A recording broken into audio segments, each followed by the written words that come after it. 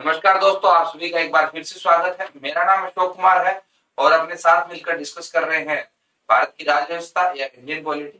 तो अपने पिछली क्लास में बात कर रहे थे भारत के संविधान की प्रस्तावना की, और जो संविधान की प्रस्तावना के अंदर भारत के लिए जो लक्ष्य रखे गए हैं कि हम भारत को किस प्रकार का राष्ट्र बनाना चाहते हैं, उसके बारे में अपना चर्चा की थी कि हम भारत को एक संपूर्ण प्रभुत्व संपन्न समाजवादी धर्मनिरपेक्ष लोकतांत्रिक गणराज्य के रूप में स्थापित करना चाहते हैं। इन सब मतलब शब्दों का मतलब क्या होता है वो आपने देखा था। अब अपने प्रस्तावना का जो दूसरा भाग है, जिसके अंदर बताया गया कि हम नागरिकों को क्या क्या देना चाहते हैं, उसकी बात करते हैं। तो पहला सिद्धांत नागरिकों के लिए जो दिया गया है, जो उद्देश्य रखा गया है, वो रखा गया है। तो ये लाइन पूरी क्या कहती है कि हम, और जब ये अगर अपने प्रस्तावना को द्वारा पढ़े तो इस प्रकार से है, हम भारत के लोग भारत को एक संपूर्ण प्रभुत्व संपन्न समाजवादी धर्मनिरपेक्ष लोकतांत्रिक गणराज्य बनाने के लिए तथा इसके समस्त नागरिकों को सामाजिक आर्थिक और राजनीतिक न्याय विचार अभिव्यक्ति धर्म विश्वास व उपासना की स्वतंत्रता प्रतिष्ठा और अवसर की समता प्राप्त करने तथा व्यक्ति की गरिमा और राष्ट्र की एकता और अखंडता सुनिश्चित करने वाला बंधुता बढ़ाने के लिए दृढ़ संकल्पित होकर अपनी इस संविधान सभा में आज दिनांक 26 नवंबर 1949 को एतद द्वारा इस संविधान को अंगीकृत अधिनियमित और आत्मर्पित करते हैं। ऐसी कुछ लाइन है। तो यहाँ पर अपने नागरिकों को न्याय देने की बात की गई है। पहली बात तो एक न्याय का मतलब क्या होता है। न्याय का मतलब वैसे देखो, अगर राजनीति शास्त्र के अंदर देखें तो न्याय का कुछ और मतलब निकलता है, परंतु सामान्य भाषा के अंदर न्याय का मतलब होता है अन्याय का अभाव। तो न्याय और अन्याय जो है वो एक प्रकार से युग्म शब्द है। दोनों में से किसी न किसी एक चीज की उपस्थिति हमेशा होती है।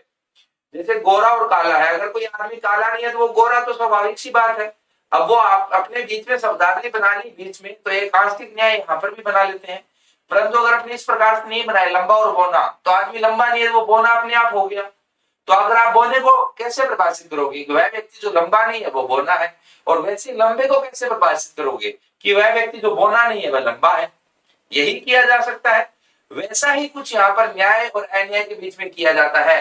तो न्याय जो होता है, न्याय का मतलब है कि ऐसी परिस्थितियां जहां पर अन्याय नहीं होता है या अन्याय का अभाव वाला जो क्षेत्र परिस्थितियां होती है, उनको अपने न्याय परिस्थितियां कहते हैं। तो न्याय का मतलब होता है अन्याय का अभाव होना। ठीक है। अब भारत के अंदर तीन प्रकार के न्याय की बात की गई है। भारत के संविधान में तीन प्रकार के न्याय का वर्णन किया गया है। ये तीन प्रकार के न्याय कौन से हैं, वर्णन किया गया है संविधान की प्रस्तावना में।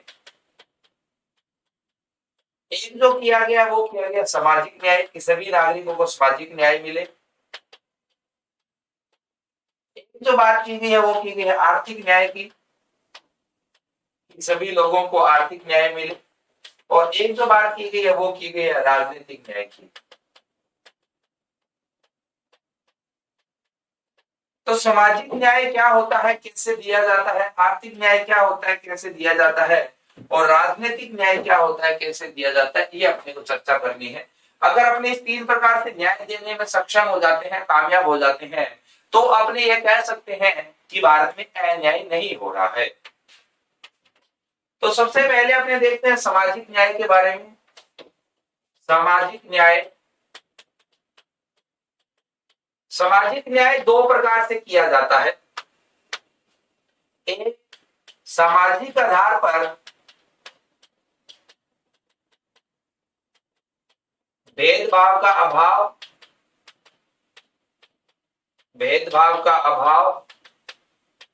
दूसरा, सामाजिक पिछड़े वर्गों का,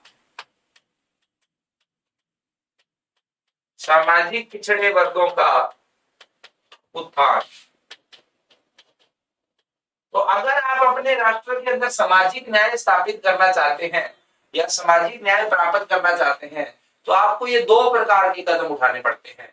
एक तरफ तो आपको ये सुनिश्चित करना पड़ता है कि आपके समाज के अंदर या आपके राष्ट्र के अंदर किसी भी प्रकार से सामाजिक आधार पर भेदभाव नहीं होना चाहिए।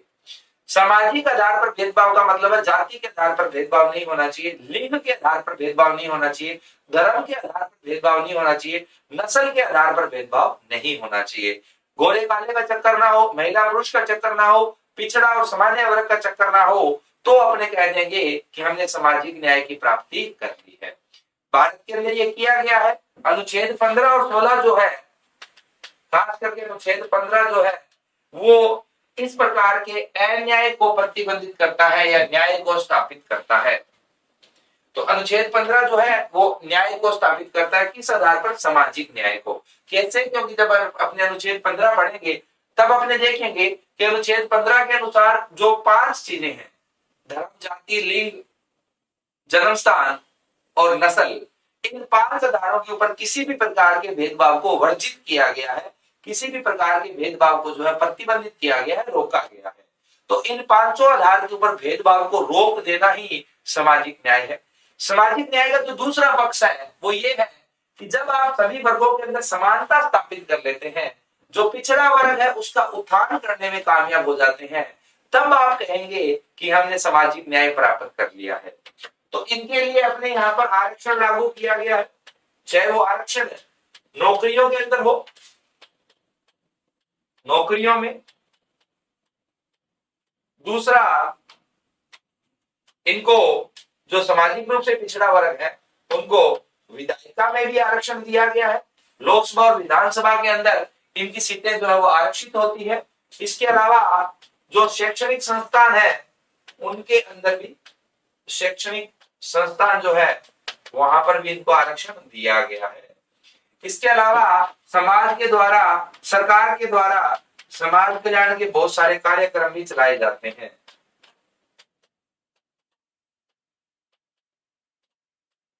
ये सब होता है या नहीं होता? बिल्कुल होता है साहब। अपने देख लेंगे किस प्रावधान में क्या किया जाता है। तो जब आप सामाजिक पिछड़ा वर्ग के उत्थान के लिए कदम उठाते हैं, या जो सरकार की नीति होती है वो सामाजिक पिछड़ा वर्ग के उत्थान से प्रेरित होती है, उनके उत्थान की दिशा में सरकार जब कदम उठाती है, तो सामाजिक न्याय जो है वो स्थापित होता है। तो सामाजिक न्याय स्थापित करने के लिए भारतीय संविधान के अंदर ये कदम उठाए गए हैं। तो स्वाभाविक सी बात है, भारतीय संविधान की प्रस्तावना ने जो सामाजिक न्याय का एक लक्ष्य रखा था, उस लक्ष्य को अपने प्राप्त किया है, उस दिशा में अपने बढ़ भी रहे हैं। अगर कमी भी है तो अपनी दिशा वही है, न्याय प्राप्त करने की दिशा में देश बढ़ रहा है। तो अपने प्रस्तावना के इस सपने को पूरा किया है। ठीक है, तो ये है सामाजिक न्याय स्थापित करने की प्रक्रिया, और ये होता है सामाजिक न्याय का मतलब। अगला जो न्याय दिया गया है वो दिया गया आर्थिक न्याय। आर्थिक न्याय का मतलब होता है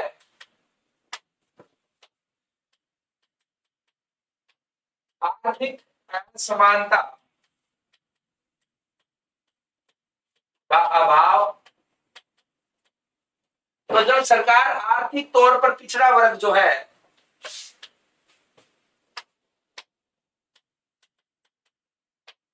आर्थिक पिछड़ा वर्ग, गरीबों का जो है, उनके उत्थान के कार्यक्रम चलाती है, तो उससे आपको क्या प्राप्त होता है? आर्थिक न्याय प्राप्त होता है। इस चीज के लिए भारत की नीति निर्देशक तत्व के अंदर प्रावधान किए गए हैं कि सरकार की जो नीति है वो नीति प्रेरित होगी, उसकी दिशा क्या होगी? उसकी दिशा होगी आर्थिक उत्थान करना। अब ये केवल बात आर्थिक पिछड़ा वर्ग की नहीं है, बात ये भी हो सकती है कि वहां पर कोई भी प्रकार का भेदभाव भी नहीं होना चाहिए। जैसे ऐसा नहीं होना चाहिए कि महिलाओं को जो है वह नौकरी नहीं करने दी जाए, महिलाओं को कम तनख्वाह दी जाए पुरुषों के मामले में, या SC ST को कोई विशेष नौकरी नहीं करने दी जाए, या SC ST को उसी काम के लिए कम तनख्वाह दी जाए सामान्य वर्ग की तुलना में। तो ये जो सारे काम है वो आर्थिक अन्याय करते हैं।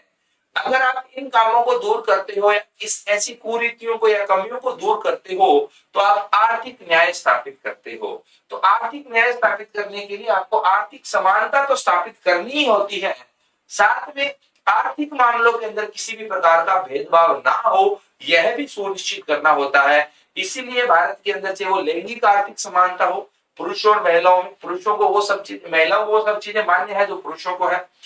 किसी भी काम के लिए महिलाओं को भी उतनी ही तनख्वाह मिलती है जितनी पुरुषों को मिलती है। एससी एसटी को भी वो सारे काम मान्य है जो एक सामान्य वर्ग के लिए है। ऐसा नहीं है कि एससी एसटी जो है वो केवल निचले स्तर के काम करेंगे, ऐसा तो नहीं है। वो किसी भी क्षेत्र के अंदर रोजगार प्राप्त कर सकते हैं अपनी काबिलियत के आधार पर, और सामाजिक न्याय के प्रावधानों के तहत उनको आरक्षण और दिया जाता है, तो उस आरक्षण के माध्यम से सरकार ने उनके उत्थान के कदम उठाए हैं।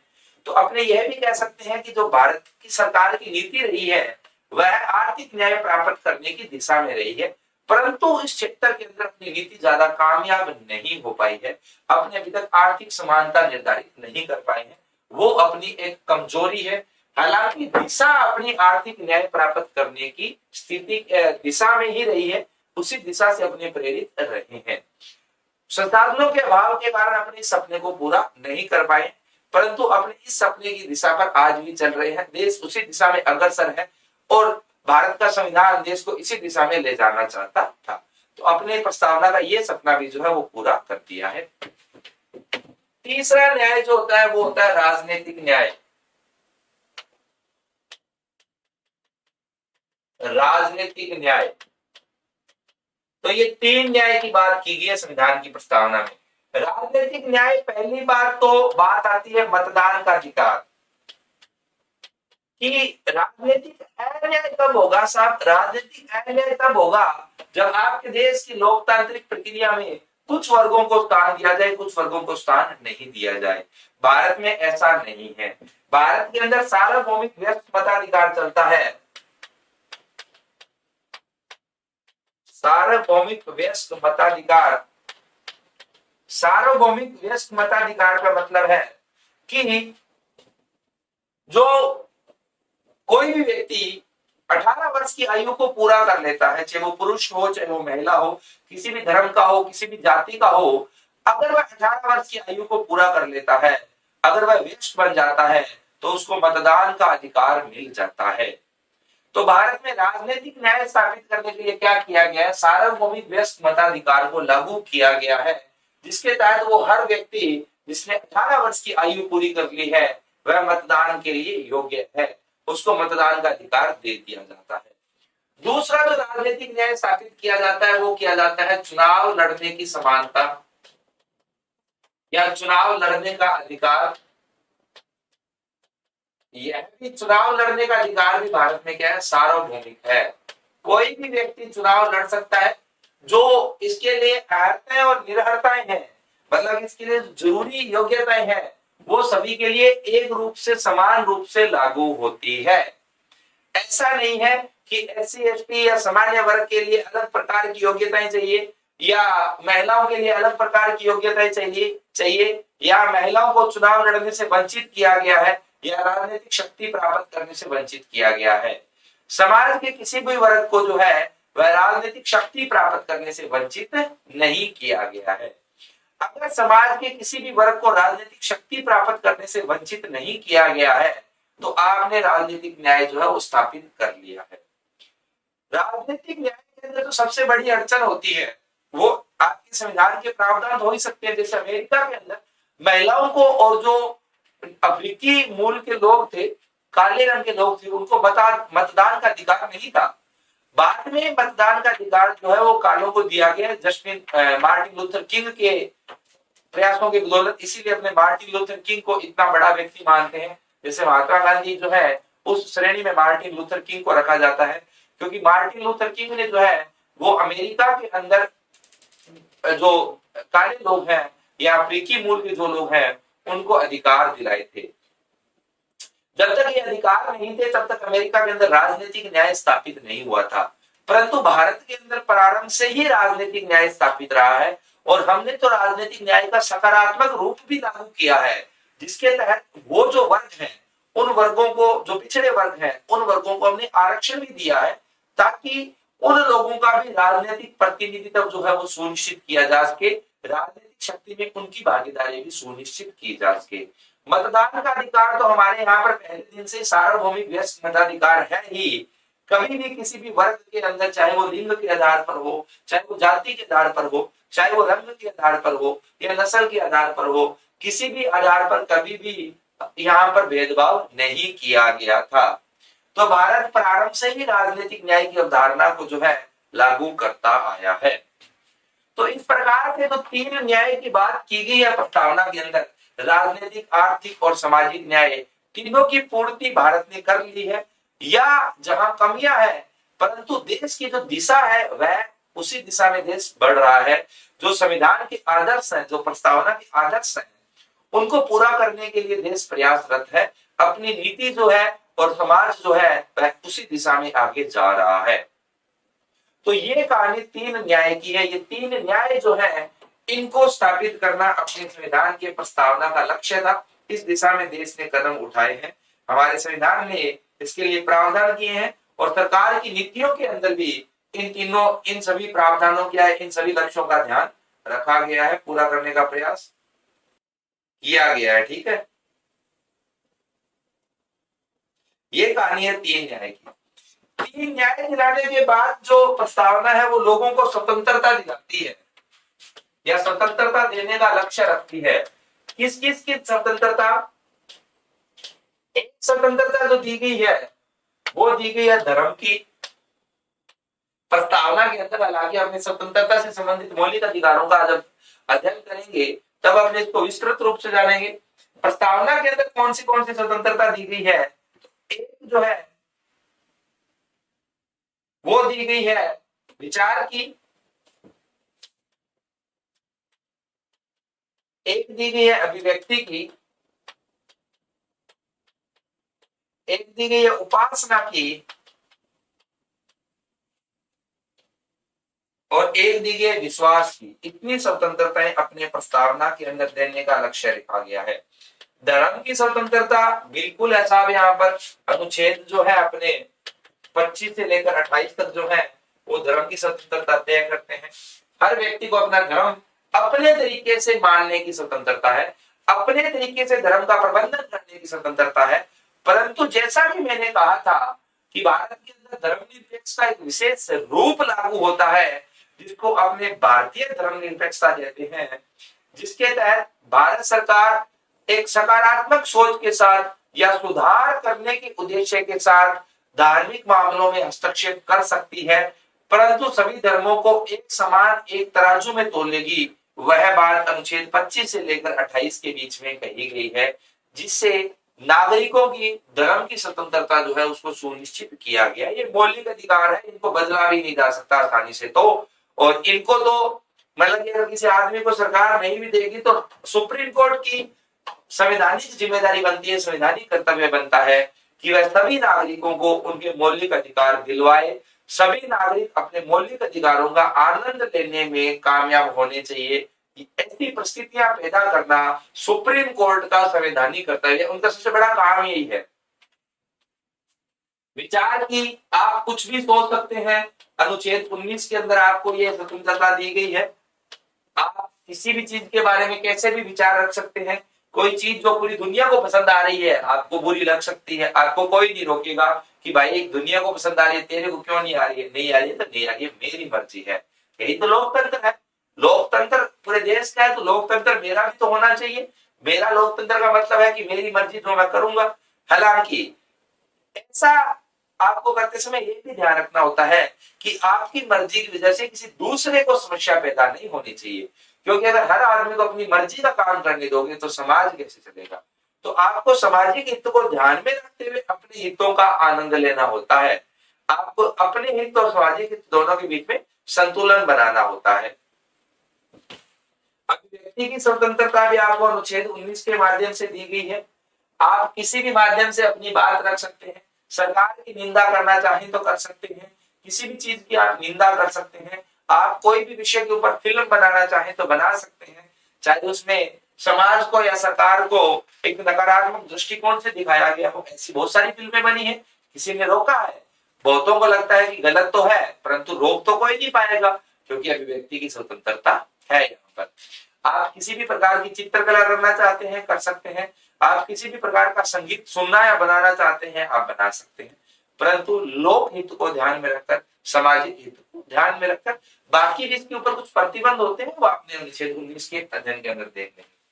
उपासना और विश्वास जो है ये भी आपको अनुच्छेद 25 के द्वारा गारंटी दी गई है। उपासना का मतलब है कि आप जिसके अंदर, भगवान के अंदर जिस रूप में विश्वास रखना चाहें, कोई भगवान को भगवान समझ सकता है, कोई भगवान को अंधविश्वास समझ सकता है, कोई भगवान को खुद का पति समझ सकता है, कोई भगवान को मीरा की तरह अपना स्वामी समझ सकता है, कोई भगवान को चाहे तो अपना दोस्त समझ सकता है, कोई कैसा ही समझे, आपको छूट है। यह अनुच्छेद 25 के द्वारा सुनिश्चित किया गया मौलिक अधिकार है आपका। वैसे ही विश्वास की भी आपको छूट है, आप जिस चीज के ऊपर विश्वास करना चाहें तो करें, नहीं करना चाहें तो नहीं करें, आपकी इच्छा है। आप भगवान के किसी भी रूप के ऊपर विश्वास कर सकते हैं, ठीक है। तो ये सारी जो स्वतंत्रताओं की बात की गई है प्रस्तावना के अंदर, इन सब स्वतंत्रताओं को सुनिश्चित कौन करता है? भारत के मौलिक अधिकार। तो जो स्वतंत्रताओं का लक्ष्य रखा गया, उस लक्ष्य को भी पूरा कर लिया गया है, क्योंकि भारत के अंदर मौलिक अधिकारों को एक सुदृढ़ तरीके से, एक सुनियोजित तरीके से, एक प्रभावी तरीके से संविधान के अंदर लिखा भी गया है और उनका क्रियान्वयन भी सुनिश्चित किया गया है भारत के न्यायपालिका के द्वारा। अभी दुनिया के अंदर जितने भी देश है, उनमें सबसे विस्तृत मौलिक अधिकार जिस देश में मिलते हैं वो भारत में ही मिलते हैं। बाकी किन्हीं देशों में कुछ वर्गों को मौलिक अधिकार मिलते हैं, कुछ वर्गों को मौलिक अधिकार नहीं मिलते हैं। भारत में अमीर को मिले ना मिले, गरीब को तो जरूर मिलेगा। भारत में सामान्य वर्ग को मिले ना मिले, SC ST को तो जरूर मिलेगा। ये भारत की एक यह बात जो है वो भारत को बाकी राष्ट्रों से भिन्न बनाती है। स्वतंत्रता के बाद जो बात की गई वो की गई समता की। समता का मतलब यहाँ पर वैसे अपने लिख सकते हैं समानता। हालांकि समता और समानता दो अलग अलग चीज होती है, परंतु अपने संविधान के अंदर समता और समानता जो है उसको एक ही माना गया है। समता के माध्यम से अपने समानता प्राप्त करते हैं वास्तविकता के अंदर। यहाँ पर अंग्रेजी और हिंदी के अनुवाद के अंदर अंतर आ जाता है। इंग्लिश में इक्वलिटी ही लिखा गया है, जिसका मतलब समानता होता है। हिंदी में इसको समता लिख दिया गया है, जिसको इंग्लिश में इक्विटी कहते हैं। समता और समानता किस किस चीज की देने की बात की गई है प्रस्तावना के अंदर? तो प्रस्तावना के अंदर दो चीजों की समता और समानता की बात की गई है, एक प्रतिष्ठा की, दूसरा अवसर की। प्रतिष्ठा की समानता कब क्या होगी? जब यहाँ पर किसी भी प्रकार का भेदभाव नहीं होगा, कोई भी व्यक्ति बड़ा, कोई भी व्यक्ति छोटा नहीं है। ये बात आपकी कहेगी अनुच्छेद 15 के अंदर, अनुच्छेद 17 के अंदर और अनुच्छेद 18 के अंदर। तो ये जो तीनों अनुच्छेद है ये आपके यहाँ पर प्रतिष्ठा की समता निर्धारित करते हैं, या प्रतिष्ठा की समता जो है उसको स्थापित करते हैं। अनुच्छेद 15 कहता है कि किसी भी प्रकार से भेदभाव नहीं किया जाएगा, जो 5 आधार है। 17 अस्पष्टता या छुआछूत का अंत करता है, जो कि प्रतिष्ठा के समानता के मामले में सबसे बड़ी अड़चन थी। समाज के अंदर जब भारत स्वतंत्र हुआ, या भारतीय समाज की एक कुरीति रही है कि यहाँ छुआछूत के आधार पर कुछ वर्गों को या कुछ लोगों को उच्च श्रेणी का माना जाता था, कुछ लोगों को जो है वो निम्न श्रेणी का माना जाता था। परंतु जब अनुच्छेद 17 के तहत छुआछूत का अंत कर दिया गया है, तो उसका मतलब है सभी व्यक्तियों और सभी वर्गों को एक समान, एक तराजू में रख दिया गया है। कोई व्यक्ति जो है जन्म से उच्च या निम्न नहीं हो सकता, और गलती से किसी ने उच्च निम्न वाला काम किया तो उसको इतने कड़े प्रावधान है कि उसकी और उसकी आगे आने वाली पीढ़ी की जिंदगी तबाह हो सकती है। चाहे वह SC ST अत्याचार रोकथाम अधिनियम 1989 की बात हो, चाहे वह अनुच्छेद 17 के तहत बनाए गए अस्पष्टता अधिनियम 1955 की बात हो, दोनों में ही कड़े प्रावधान किए गए हैं। किसी भी प्रकार से आप उच्च और निम्न का भेदभाव नहीं कर सकते। सभी व्यक्तियों को समान प्रतिष्ठा, समान नजर, समान इज्जत के साथ आपको देखना पड़ेगा। मनुष्य एक समान है। अनुच्छेद 18 के तहत उपाधियों का अंत कर दिया गया। प्रतिष्ठा पहले दिखाते कैसे थी, मैं राजा साहब हूं, अब आप राजा साहब लगाकर देखो, अधिकारी कागजों के अंदर अलाउड ही नहीं है किसी भी प्रकार से। ना भारत सरकार किसी को कोई उपाधि सौंप सकती है। ये नवाब है, ये निजाम है, ये उपाधियां सारी क्या हो गई है, समाप्त हो गई है। तो उपाधियों का अंत कर दिया गया अनुच्छेद 18 के द्वारा, ताकि कोई भी व्यक्ति खुद को सर्वोच्च और बाकी लोगों को निम्न ना समझे, ना ही कहीं प्रकट कर सके कि मैं बाकी लोगों से ऊपर हूं। कोई ऊपर नहीं है, सब बराबर है। तो इस प्रकार से जो है वह प्रतिष्ठा की समानता या प्रतिष्ठा की समता सुनिश्चित की गई है।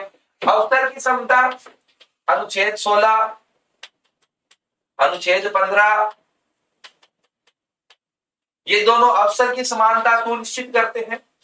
अनुच्छेद 16 कहता है कि सरकारी नौकरियों के मामले में किसी भी प्रकार का भेदभाव नहीं होगा, और उल्टा 16 तो जो निम्न वर्ग है उनको आरक्षण और देता है, चाहे वो सामाजिक और शैक्षणिक रूप से निम्न वर्ग हो, कमजोर वर्ग हो, या फिर वो अभी तो ईडब्ल्यूएस कोटा आने के बाद तो आर्थिक कमजोर वर्ग को भी आरक्षण दे दिया गया है।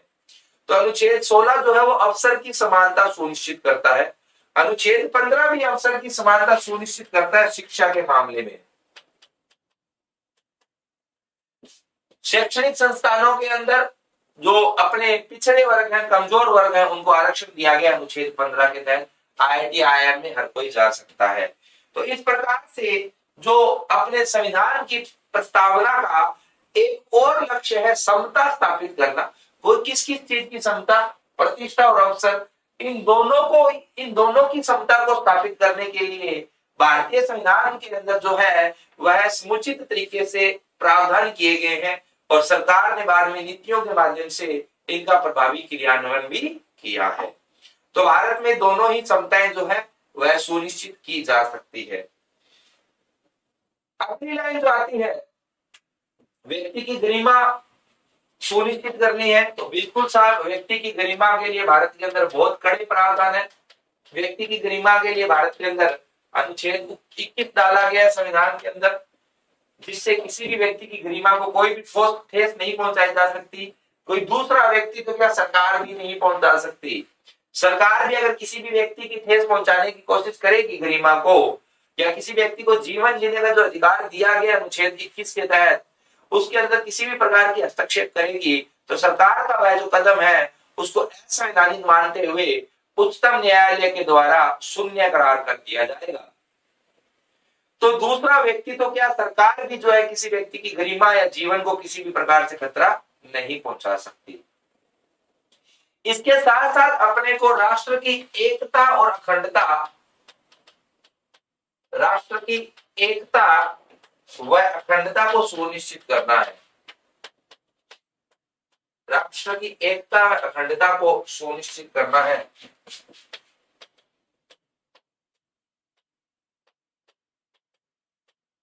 अब ये जो अखंडता शब्द है ना, यहाँ पर ये अखंडता शब्द बाद में जुड़ा है। ये जुड़ा है 42वें संविधान संशोधन 1976 के द्वारा। एक चीज का ध्यान रखना, प्रस्तावना में एक ही बार संशोधन हुआ है, वो 42वां संविधान संशोधन 1976 है। इसके अलावा कोई संविधान संशोधन या किसी भी प्रकार का कोई भी संशोधन जो है वह प्रस्तावना में नहीं किया गया है। तो जब एकता शब्द यहाँ पर पहले से था तो अखंडता क्यों जोड़ा गया? या एकता और अखंडता दोनों में अंतर क्या होता है? एकता तो प्रारंभ से ही था, इसको तो किसी संविधान संशोधन के द्वारा जोड़ा नहीं गया है। संविधान संशोधन के द्वारा तो केवल अखंडता को जोड़ा गया है। तो जब एकता का प्रावधान पहले से ही था तो अखंडता शब्द को क्यों जोड़ना पड़ा? तो देखो, अखंडता और एकता में थोड़ा सा अंतर होता है। इसको उदाहरण से पहले समझते हैं। एक 11 लोगों का समूह, एक है 11 लोगों की टीम। टीम भी क्या है? एक प्रकार का समूह ही है तो टीम भी समूह। परंतु फुटबॉल की या क्रिकेट की जो टीम होती है अपने उसको टीम कहते हैं, और 11 दोस्त जो होते हैं उनको अपने समूह कहते हैं। ये दोस्त है 11 के 11, टीम में एकता तो बहुत है, लड़ेंगे तो नहीं, आपस में दोस्त है, एक दूसरे का भला भी करेंगे, एक दूसरे के काम भी आएंगे। परंतु ये टीम कब बन जाएगा? ये टीम तब बन जाएगा जब सभी एक संयुक्त उद्देश्य के साथ कार्य करेंगे, उद्देश्य के साथ कार्य करेंगे।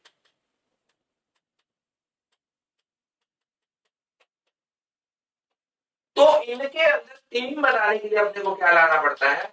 भावनात्मक जुड़ाव लाना पड़ता है कि अपने सभी लोग एक ही चीज के लिए लड़ रहे हैं, अपने सभी लोग जो है वह एक ही काम कर रहे हैं। एकता का मतलब है कि हम सब साथ साथ हैं। साथ साथ तो परिवार के कुछ लोग हो सकते हैं, परंतु वो परिवार के जो लोग हैं वह उनमें से कोई व्यक्ति जो पढ़ रहा है, कोई व्यक्ति कमा रहा है, कोई व्यक्ति घर चला रहा है, उनमें एकता तो बहुत है। अखंडता वो जब कब बन जाती है, जब वो भावनात्मक तौर पे जुड़ जाते हैं और किस उद्देश्य के, एक संयुक्त उद्देश्य के लिए जुड़ जाते हैं। तो जब भारत के अंदर अखंडता शब्द नहीं था, केवल एकता शब्द था, तो उसका मतलब है कि भारत के अंदर सभी लोग एक होकर रहेंगे, भारत के अंदर कभी भी फूट डालो राज करो नीति नहीं होगी। परंतु जब अखंडता शब्द जोड़ दिया गया तो इसका मतलब है कि भारत के सभी लोगों को एक ही काम करना है, और वो है देश को प्रगति पर अग्रसर करना, देश को आगे लेकर जाना। देश को आगे लेकर जाने के लिए सभी लोगों को भावनात्मक जुड़ाव हो जाना चाहिए, सभी लोग दिल से एक दूसरे से जुड़ जाने चाहिए और दिल से एक दिशा में काम करना शुरू कर देना चाहिए। ऐसी कुछ परिस्थितियां पैदा करने का लक्ष्य जो है वो संविधान के अंदर रखा गया है, संविधान की प्रस्तावना में रखा गया है।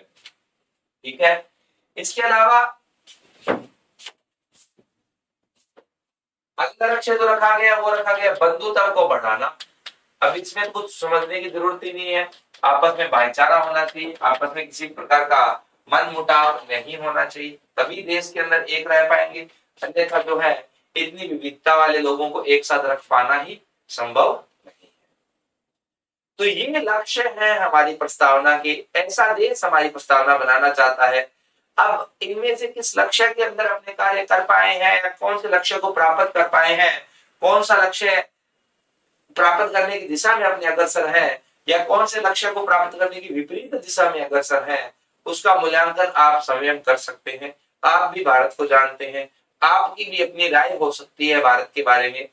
बाकी अपने जैसे जैसे सिलेबस आगे चलेगा, जैसे जैसे अपने नए नए प्रावधानों का अध्ययन करेंगे, तब तब अपने समझते जाएंगे कि इन सभी चीजों को प्राप्त करने के लिए विस्तृत तौर पर कौन से प्रावधान किए गए हैं, जब अपने अनुच्छेद की बात करेंगे। ठीक है, ये कहानी है भारत के संविधान की प्रस्तावना की।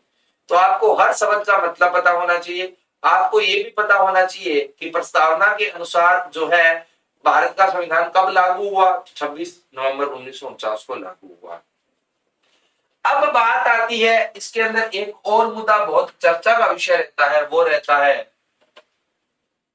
क्या प्रस्तावना, अच्छा दूसरी बात प्रस्तावना के बारे में एक तथ्य आपको और ध्यान रखना है, हालांकि ये कहां से दिया गया था, इसका क्या स्रोत है, किससे प्रेरित है, वो बातें तो मैंने आपको बता दी थी। आपको एक बात ध्यान रखनी है कि प्रस्तावना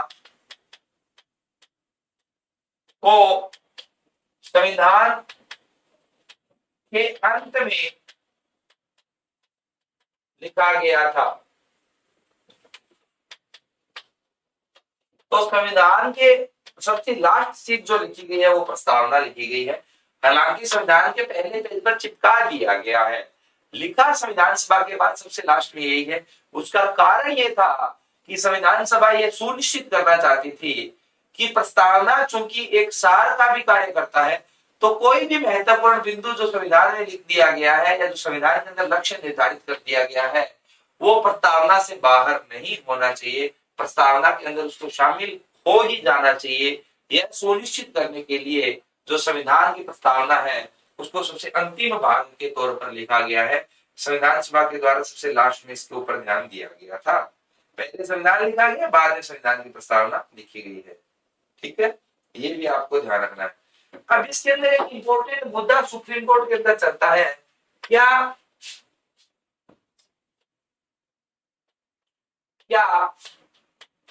प्रस्तावना या उद्देशिका जिसे हमने कहते हैं संविधान का भाग है। पहली बात तो भाग है या नहीं है, इससे फर्क क्या पड़ता है, इतना बच्ची क्यों करनी, हमें तो पढ़ना ही पढ़ना पड़ेगा भाग है या नहीं, और हमने तो पढ़ लिया, नहीं है तो भी क्या। अगर संविधान अगर प्रस्तावना संविधान का भाग है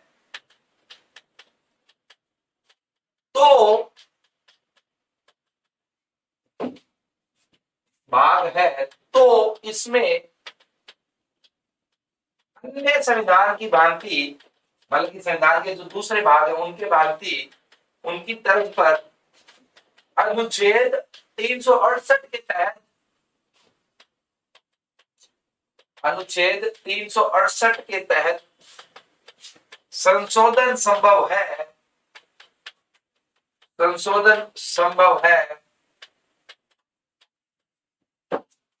अन्यथा नहीं। यह जरूरी बात है कि अगर आप प्रस्तावना को संविधान का भाग मानते हैं तो इसके अंदर संशोधन कर सकते हैं, क्योंकि संविधान की जो संशोधन की प्रक्रिया है वो बताएगी अनुच्छेद 368 के अंदर, और 368 संविधान के अंदर संशोधन करने की इजाजत देता है। अगर आपने प्रस्तावना को संविधान का भाग ही नहीं माना तो अनुच्छेद 368 का प्रयोग करते हुए आप संविधान के अंदर तो संशोधन कर सकते हैं, परंतु प्रस्तावना में संशोधन नहीं कर सकते, क्योंकि प्रस्तावना जो है वह संविधान का भाग नहीं है। और जो अनुच्छेद 368 है वह केवल संविधान के अंदर संशोधन करने की इजाजत देता है। जो चीज इसका भाग ही नहीं है उसमें अनुच्छेद 368 की शक्तियों का प्रयोग करते हुए संशोधन संभव कैसे हो सकता है। तो इस मामले के ऊपर सुप्रीम कोर्ट ने दो महत्वपूर्ण निर्णय दिए हैं। पहला निर्णय जो आया हुआ आया एक केस जिसका नाम है बेरूबरी यूनियन।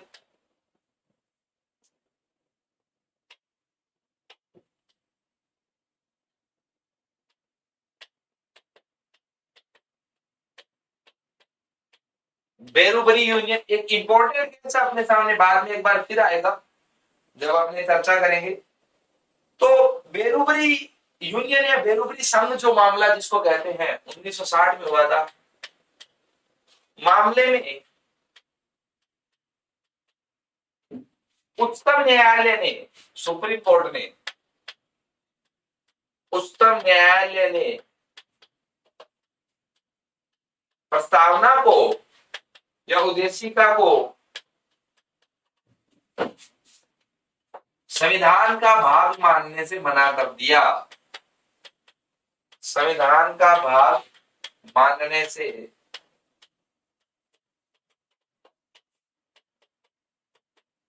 इनकार कर दिया।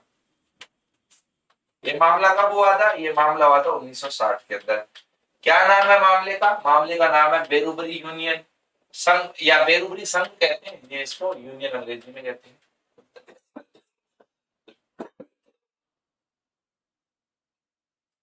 अपने बेरूबरी संघ के मामले को वापस देखेंगे, एक बार चर्चा में डिटेल में देखेंगे।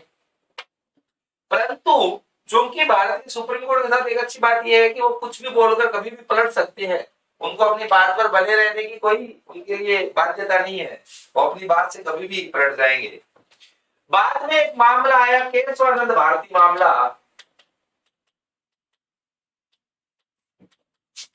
केशवानंद भारती मामला 1973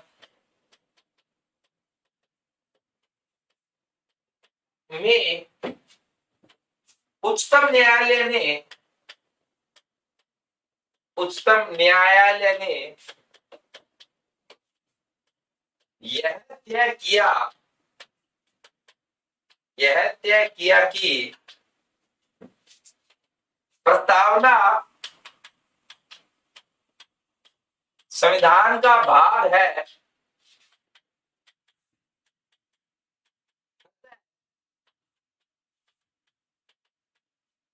अनुच्छेद 368 के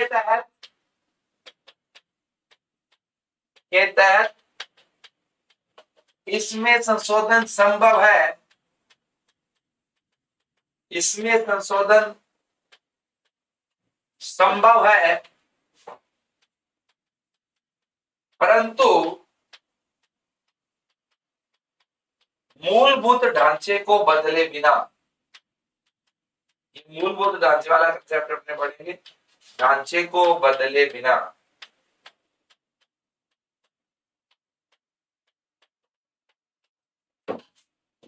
मतलब कि कुल मिलाकर इसका जो बेरूबरी संघ का मामला था उसको बदल दिया गया और यह तय किया गया कि यह प्रस्तावना जो है वो संविधान का भाग है। अगर संविधान का भाग है तो फिर देखो इसमें संशोधन होगा ही होगा, क्योंकि अनुच्छेद 368 जो है बस संविधान के किसी भी भाग में संशोधन की इजाजत देता है। परंतु केशवानंद भारती मामले के अंदर सुप्रीम कोर्ट ने यह तय कर दिया था कि संविधान के संशोधन के इजाजत संसद को है, परंतु इसका मतलब ये नहीं है कि वह संविधान का मूलभूत ढांचा बदल सकता है। संविधान का मूलभूत ढांचा कोई नहीं बदल सकता। मूलभूत ढांचे का मतलब है कि पुरुष को औरत और औरत को पुरुष बना दो, लोकतांत्रिक को लोकतांत्रिक राज्य, धर्मनिरपेक्ष राज्य को धार्मिक राज्य बना दो, तो उसका तो मूलभूत ढांचे बदल गया। संसदीय व्यवस्था को खत्म करके राष्ट्रपति व्यवस्था लागू कर दो, मूलभूत ढांचे बदल गया। तो आप ऐसा कोई भी कदम नहीं उठा सकते जिससे जो भारत का चरित्र है, भारत का चरित्र क्या है, भारत एक संपूर्ण प्रभुत्व संपन्न समाजवादी धर्मनिरपेक्ष लोकतांत्रिक गणराज्य है, यह भारत का चरित्र है। आप इनमें से किसी को भी ठेस नहीं पहुंचा सकते। हालांकि इसके अलावा बहुत सारी चीजें आती है, परंतु मुख्यतः मूलभूत ढांचे का मतलब यही है कि आप भारत के चरित्र को नहीं बदलोगे। हालांकि चूंकि केशवानंद भारती मामला जो है वो आज भी क्रियान्वित है, मतलब इससे बड़ी बेंच कोई सुप्रीम कोर्ट की बनी नहीं है, इस निर्णय को आज तक पलटा नहीं जा सका है। तो वर्तमान स्थिति ये है कि जो प्रस्तावना है वह संविधान का भाग है और इसमें संशोधन संभव है, परंतु मूलभूत ढांचे को बदले बिना। इसी का लाभ उठाते हुए 42वें संविधान संशोधन 1976 के द्वारा 42वें संविधान संशोधन 1976 के द्वारा निम्नलिखित बदलाव किए गए, निम्नलिखित शब्द जोड़े गए। क्योंकि देखो इसमें शब्द हटा पाना तो संभव नहीं है। क्या कारण है कि हटा पाना संभव नहीं है? शब्द जोड़े गए, क्योंकि इसके अंदर पहले ही सारे शब्द इतने नाप तोल करके लिखे गए हैं प्रस्तावना के अंदर कि हर शब्द का अपना एक मतलब है। आपने एक भी शब्द बाहर निकाला और इसका पूरा मतलब बदल जाएगा। अगर मतलब बदल जाएगा मतलब कि मूलभूत ढांचा बदल गया और वो आप बदल नहीं सकते। तो आप हटाने का तो इसमें से भूल जाइए, इसमें जोड़ भले ही सकते हैं कुछ। क्या क्या शब्द जोड़ेंगे? एक शब्द जो जोड़ा गया वो जोड़ा गया समाजवाद, एक शब्द जो जोड़ा गया वो जोड़ा गया धर्मनिरपेक्ष, और एक शब्द जो जोड़ा गया वो जोड़ा गया अखंडता।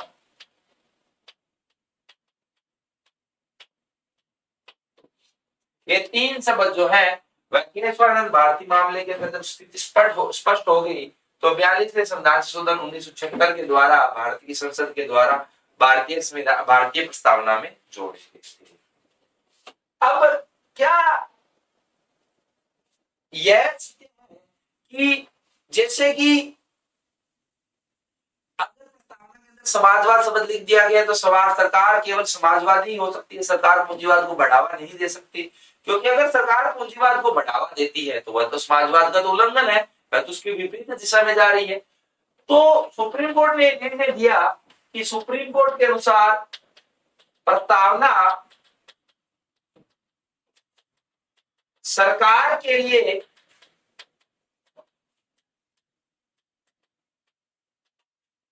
शक्ति का स्रोत या शक्ति पर प्रतिबंध नहीं हो सकती।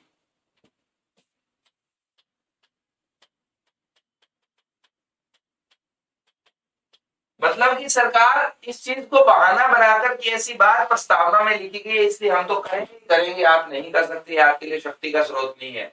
आपको शासन व्यवस्था से संविधान के अनुसार चलानी है, प्रस्तावना के अनुसार नहीं चलानी है। प्रस्तावना तो केवल आलसी लोगों के लिए बनाया गया था कि तुम पूरा संविधान नहीं पढ़ पाओ वो पढ़ लो। अगर तो पूरा संविधान समझ गया, पूरा संविधान पढ़ लिया, उसके लिए फिर प्रस्तावना अलग से शेष क्या रह गई। तो ये तो आलसी लोगों के लिए अपनाया गया शॉर्टकट था। इसको आधार मानकर आप कोई कार्य नहीं करोगे। ना ही ऐसा है कि प्रस्तावना के अंदर लिखा गया कोई भी शब्द आपकी शक्ति को कम कर सकता है। अगर बाकी संविधान आपको शक्ति बनाने की इजाजत देता है, बाकी संविधान आपको पूंजीवादी विचारधारा लागू करने की इजाजत देता है, तो प्रस्तावना के अंदर समाजवादी शब्द आपको नहीं रोक पाएगा। परंतु अगर बाकी संविधान भी आपको इस चीज के लिए प्रतिबंधित करता है कि आप केवल और केवल समाजवादी ही हो सकते हैं, तो फिर आपको समाजवादी लागू करनी ही पड़ेगी। यह है प्रस्तावना, प्रस्तावना के शब्दों का महत्व, प्रस्तावना का खुद का महत्व, प्रस्तावना की वर्तमान स्थिति। इसी के साथ अब प्रस्तावना का टॉपिक खत्म होता है। अगली क्लास में एक बार फिर मिलेंगे नए टॉपिक के साथ। अब अपने अनुच्छेद 1 से लेकर जो है शुरुआत करेंगे। सबसे पहले संघ और उसके राज्य क्षेत्र के बारे में बात करेंगे। तब तक के लिए धन्यवाद। देखते रहिए। Have a good day. Thank you.